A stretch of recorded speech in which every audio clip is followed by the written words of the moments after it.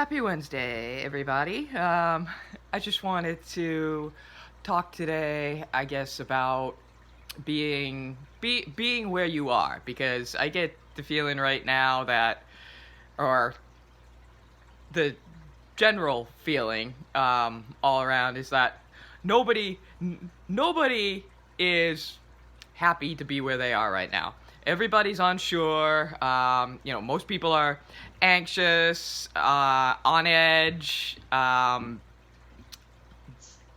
doubting what's going to happen, wondering about what's going to happen, and just, very nervous about not knowing. They're nervous about being where they are. Okay, right now, I'm still able to work. I'm a nurse, so I'm essential. I have to work.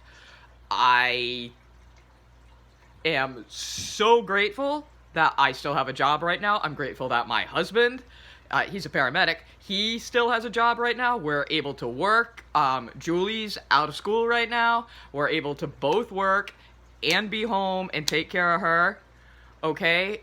Yeah, I mean, we're grateful for that. But are there times that I wish, oh man, I don't want to go to work. I wish I was one of those people that got to stay home. I don't want to deal with all the corona crap today. I don't want to do it. It's stressful. It's time consuming. I would much rather just be sitting at home. But really?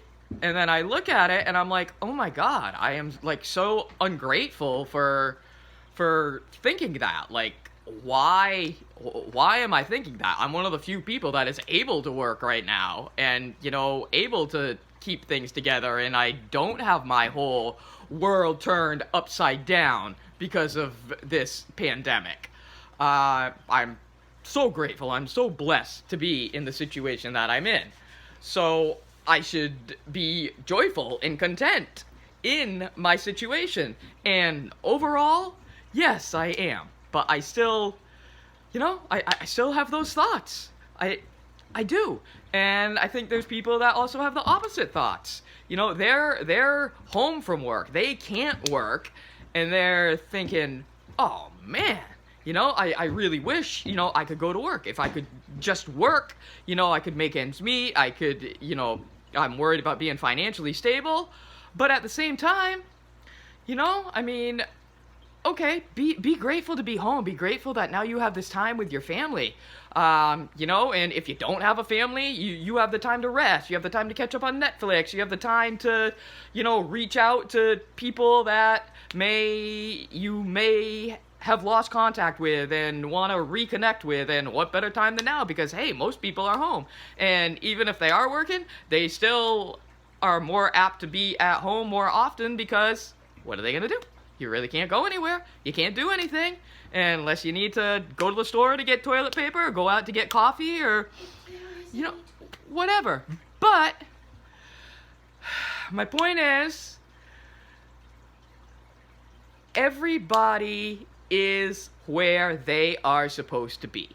Even if you don't feel like you're where you're supposed to be, even if you're a kid, look at the kids, they're all out of school. None of they're used to that school, they're used to that structure. Parents are used to that structure every day. And now it's like, what do I do? How do I keep them occupied? They can do their schoolwork, but is it really going to take them 8 hours? No. Do they even have schoolwork yet? I know, like Julie doesn't. So, what are we going to do all day? I mean, like I said, there's a lot of uncertainty, and then with the kids, they're not going to admit it, but they want to be in school. They want to be with their friends. They want to be occupied. They're bored out of their minds. But again, at the same time, they're happy to be home. They're happy to not have to go to school. Parents are happy to not have to drive them 10,000 places. But at the same time, you kind of wish you had to, because then it keeps them occupied.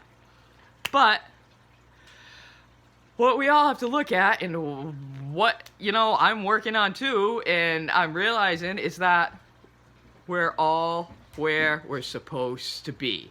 Whether it's comfortable, whether it's not, whether it's scary, the point is, we need to be where we are and just keep going where we are. Keep moving forward, but be where you are. Don't try to force anything. We can't. We can't. We cannot control this. So what do?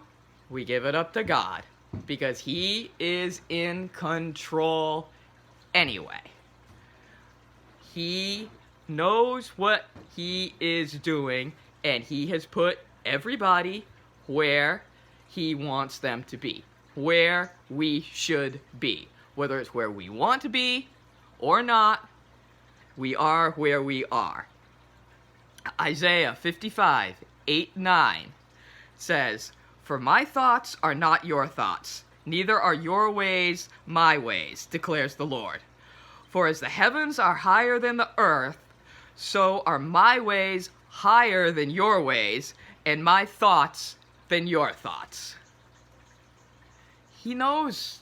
He knows everything. He's got a plan for everybody. He has a plan for everybody, and it's plans for good. God works all things for good. "For I know the plans I have for you, says the Lord." He knows. He's there. He's there for your good. And we have to trust in that, and we have to believe in that, and take joy in that. Find joy in the situation that we're in.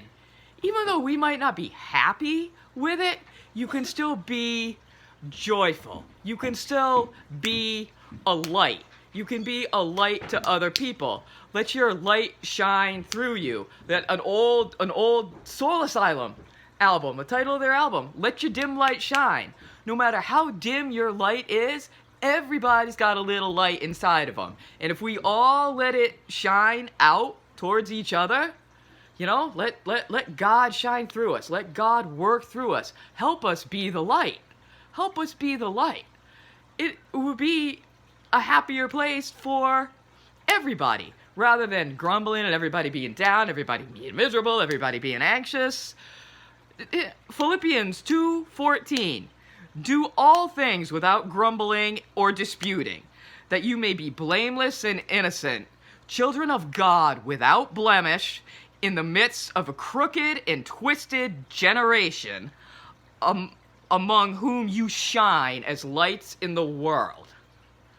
Light always shines in the darkness. No matter how dim it is, let it shine. And the more lights that shine, the brighter the darkness gets. Overcome evil with good, overcome darkness with light. We can all be the light. We can all flip our focus, as Pastor Stephen Furtick says, and look at the good things, not the bad things. Because, you know what? It's not all bad. And if we're seeing it as all bad, we're missing something. Because there is good in everything. And you can look at that as a Christian point of view, you can look at it as a human point of view, however you want to take it. I know people believe that there's good in everything. Yes, there's bad people. Yes, there's bad situations. But there is nobody that, if you do not get on your knees and pray and turn to God, there is nobody that can't have good in them. People have good in them. They just need to connect with it and find it. And how do you find it? Give it up to God. Go to God. Turn your eyes upwards towards the hills, as David says in I believe it's Psalm 121. Elevate your eyes. You're in a stressful, anxious situation. This also comes from Stephen Furtick, and it's an acronym for BRAVE. So B, breathe. R, remember. Remember that God's got you. God's got you. A, ask. Ask God for help. Ask Him. V, visualize. Visualize your desired outcome. Visualize it, keep it in your head, and then elevate your eyes to God. Elevate your eyes to God, give it up to God. Pray for it, visualize it, give it to God, have faith, believe that it's going to happen, and let it go.